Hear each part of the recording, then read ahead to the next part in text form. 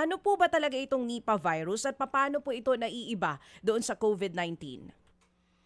Yes, so itong Nipah virus po, na-discover to sa Malaysia noong 1998. Isa po itong tinatawag na zoonotic virus. Nanggagaling po ito sa mga hayop, lalong-lalo na yung tinatawag na fruit bat, yung paniki na kumakain ng mga prutas. At natatransmit po ito sa mga kabayo, sa mga baboy. And yung dalawang yon kasi medyo malapit sa mga tao, pwedeng lumipat sa tao sa pamamagitan nung pagkain or pag-expose sa mga secretions nung kabayo at nung baboy. Meron pang ibang animals pero yung dalawa yung main na yon. Ang nangyayari is pag nakakuha ka nitong Nipah virus, pwede kang magkaroon ng parang trangkaso.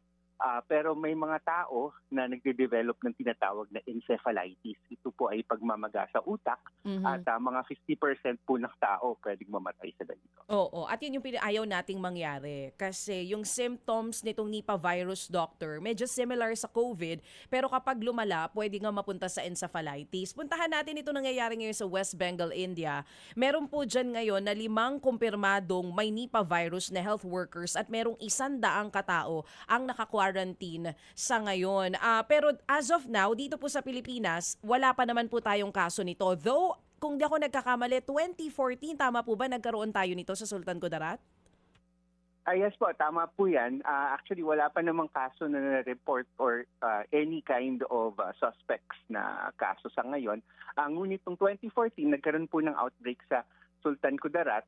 Ito po dahil sa bats rin, pero mukhang lumipat sa mga kabayo at kinain nila yung kabayo na may sakit. At 15 po yung nagkaroon doon and 9 po yung namatay. So more than 50%.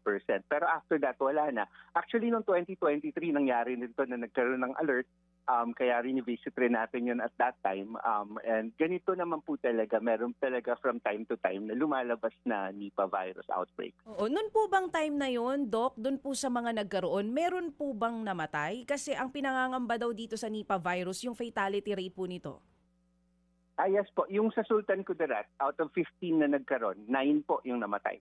So lampas po 50%. Mataas po talaga ang mortality rate niya. Kaya po ito kinakatakutan. Mga kapatid, brothers and sisters, saan ka pa? Dito na tayo sa totoo. Dito na tayo sa True FM. Mga kapatid, mag-subscribe and follow po kayo sa social media accounts ng True Network PH. Yan po kami. Hanapin nyo lang True Network PH, Facebook, Instagram, YouTube, TikTok, and podcast. Mapa-Apple or Spotify man yan, mahahanap nyo kami. Lahat ng mga napapanood at napapakinggan nyo po sa programa, nasa social media accounts namin yan. So, paano mga kapatid? See you sa social media!